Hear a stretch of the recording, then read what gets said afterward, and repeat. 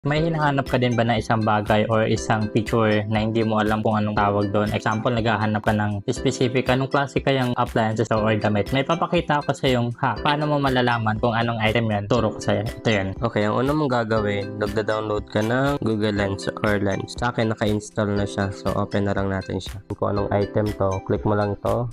Tapos yan, example. Tapos, pindutin mo, lalabas yung itsura niya kung anong klaseng item siya. Ayan. So, madedetect niya kung anong item yan. Or, second option, pwede kang mag-type lang ng Google. Click mo yung Google na app. Tapos, click mo tong lens. Ito na right. Same procedure din siya. So, ano nagagawa ng Google Lens? Pwede ka mag-translate ng mga dialect. Pwede ka din mag-homework, assignment. Click na siyang mag-search. So, example, ano ko to kung anong uri ng item to. So, guys, search.